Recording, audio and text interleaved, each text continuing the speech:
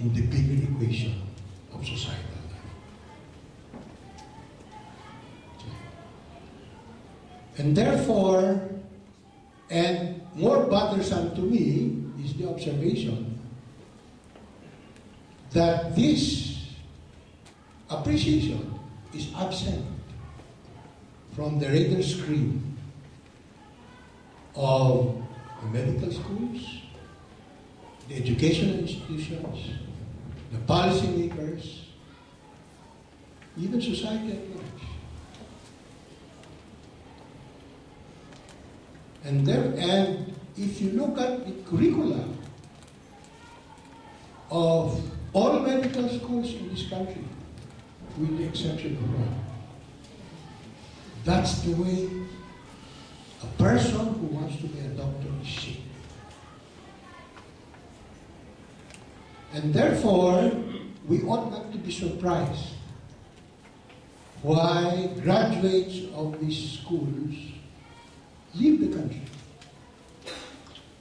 Because the curriculum which shapes them brings them to 21st century levels of knowledge and skills. And yet, the institutions which are the staging areas for them to practice their craft are absent. Looking at it only from the traditional vantage point. And so they look for those staging areas and they're good. And they don't come back. And more profoundly, these staging areas are, again, isolated and disconnected from the other realities of society. So, I asked myself then, what can we learn from the life of Rizal? As I said, Rizal throughout his life was never a unidimensional person. And I think that it is in fact even more imperative for people who get into the medical profession to be connected to many other dimensions of human life other than a single dimension of health, or worse, sickness. In fact, it's ironic that when we talk about medical and health, our schools of medicine and their curricula really shape people to address disease. Okay. So, I guess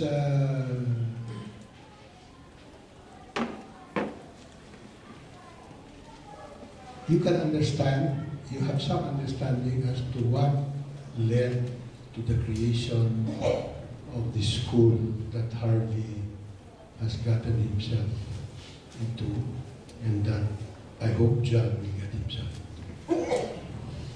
And why the curriculum is so. I remember when we were talking, when those of us who had the opportunity and the gift to help shape the institution did so, and and as that initiative began to be known to the public, especially the people in the health sector, the usual response of doctors, including some of our alumni at Ateneo, walang medical school dito, but alumni of other schools. Napakahirap na nga ang medicine, dadagdagan nyo pa ng management.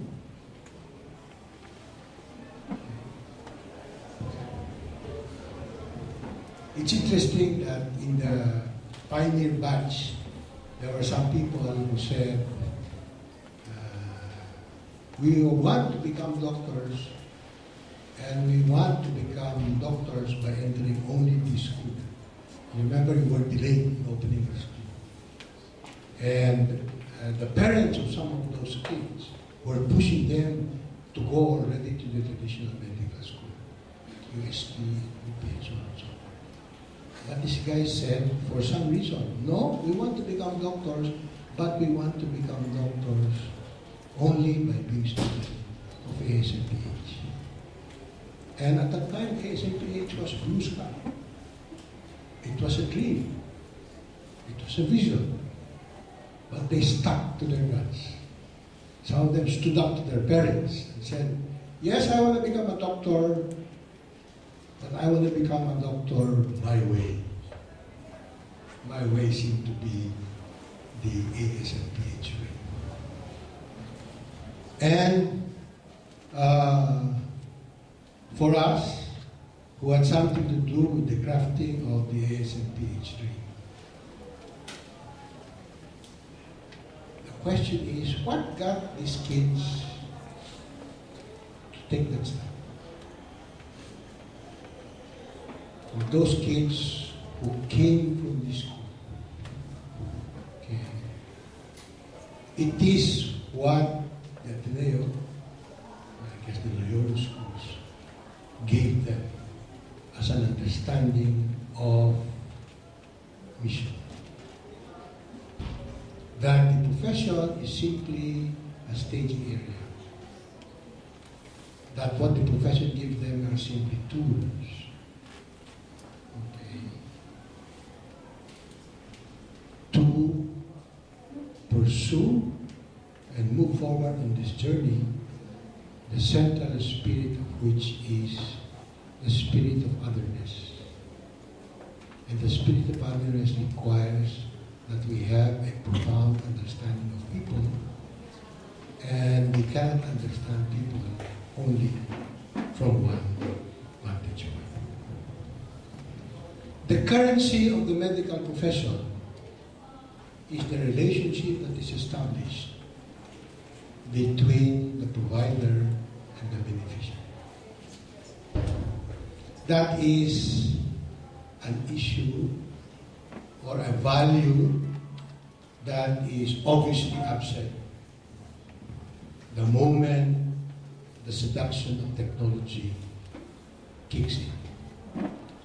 I have seen the journey of kids coming in when I used to be in the admissions committee in the UPF College of Medicine. The kids would come in, when you talk to them, you can see the idealism in their eyes and in their faces, which means that the desire to serve is so strong. And in any service profession, the one who is served is in the center of your others. Then to talk to these kids 3 or 4 years later, when they have been exposed to the technology, to the big machines, and when the guys that are held up to them as models of the profession are seen, and they are different people. The one who is in the center of the radar screen is themselves.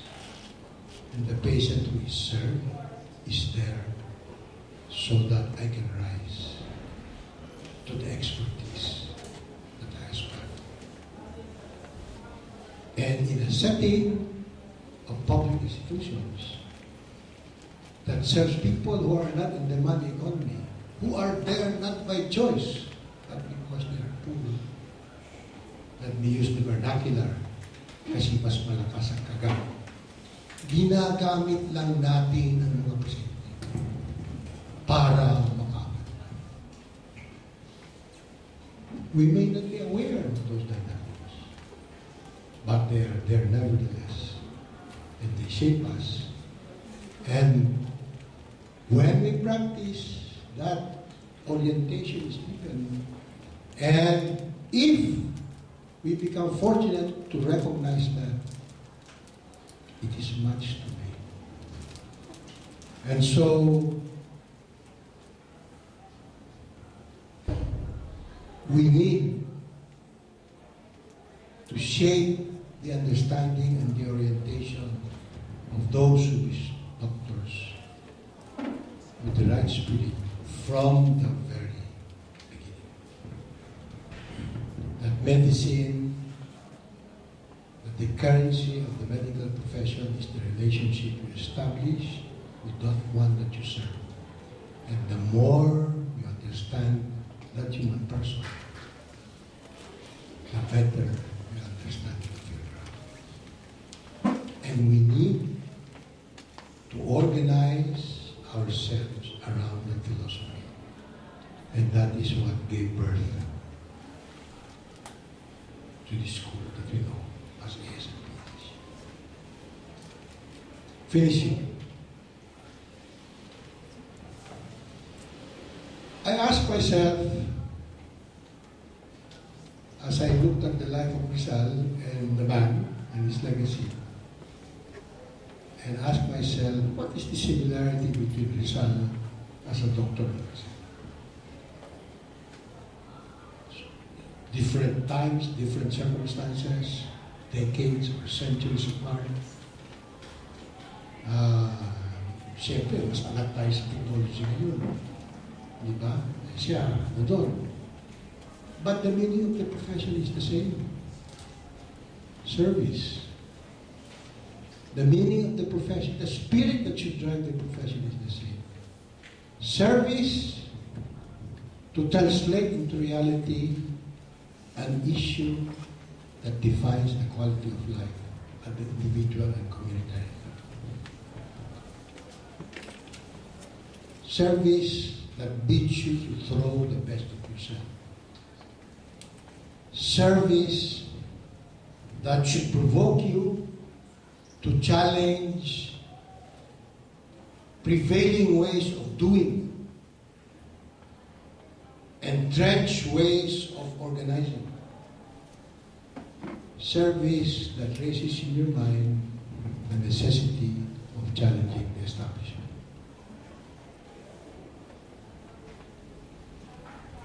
I think that was the spirit of Rizal, and I like to believe that is what shaped me too.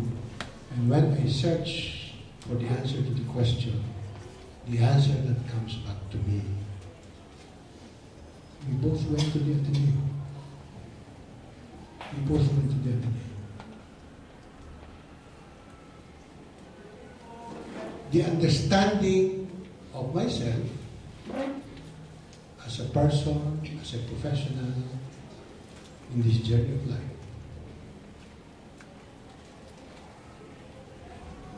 The movement towards the final destination that we say we are all destined to go to, for which the term mission is used. I think that is the common ground. And in my preparation for this meeting with you, in my conversation with Dr. Marifay, I was telling her in these last couple of days, I was amazed at how much more appreciative I am about the Ateneo. And I recognize how deep has been the influence on me of my years in the Ateneo. As I ask myself, what is the meaning of the life of Rizal to me?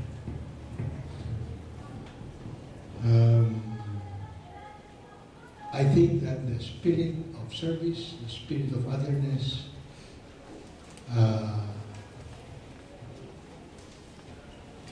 the spirit of throwing the best of yourself, the courage and the gumption to challenge entrenched existing ways and power structures,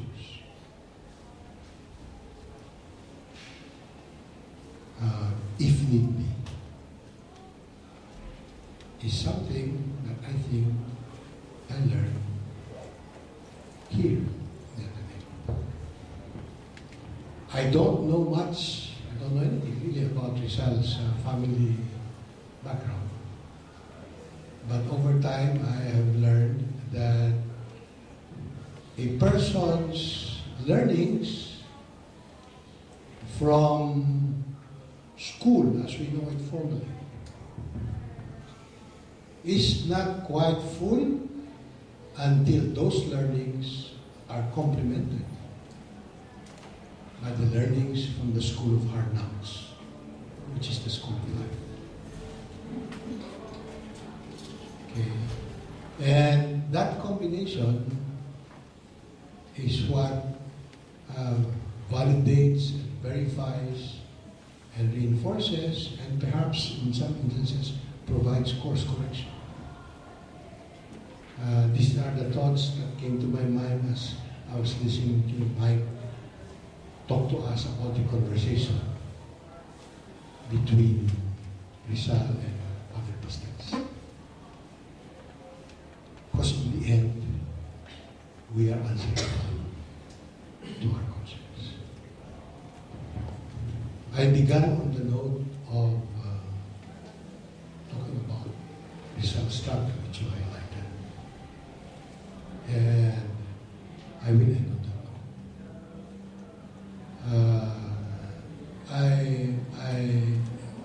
On the note of saying thank you because in this exercise, as I've learned a little bit more about Rizal, I learned a lot more about myself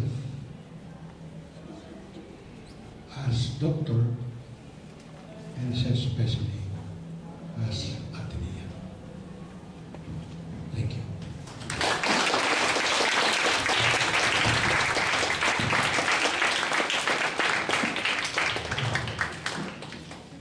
Thank you very much, Dr. Benzon. Thank you, John and Harvey. We've gone beyond our time, but maybe if there is anything burning reaction and maybe some words, Mike, if you want to still say something after you've heard anything. Okay. Right. I guess to wrap everything up, it seems very interesting how this evening has unfolded as to looking at all of the struggles and trying to see what the significance of all of this is in our own present circumstances. And I guess as much as Rizal struggled, we too struggle as we try to discover for ourselves how we can contribute to this work of building the nation and to the work of becoming better persons in the service of our country. And so on this note, I'd like to bring the forum to a close, but before I do that, we'd like to present our tokens of appreciation to our speaker and to our discussants. Dr. Toby Dairit will be presenting our small tokens.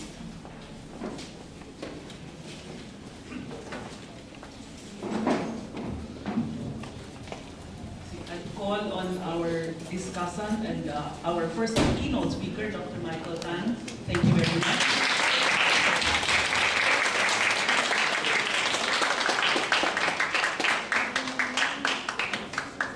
John Faber Valdez.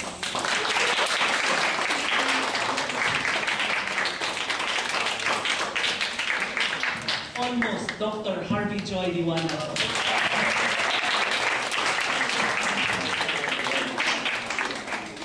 And of course, Dr. Alfredo Benzon. Thank you very much. And we would like to invite everyone to the concluding lecture of our series, scheduled for Monday, 28th of November at 4:30 p.m. at the Escaler Hall. The lecture entitled Rizal and Children, Education of the Heart, will be delivered by Dr. Ambeth R. Ocampo, Associate Professor and Chair of the History Department of the Ateneo de Manila University. Please join us in that final lecture, and with brindis, which will close all of the celebratory activities. So on that note, I'd like to thank everyone for coming, our students and faculty and colleagues at the Ateneo de Manila and outside Ateneo for attending this forum. Thank you and good evening.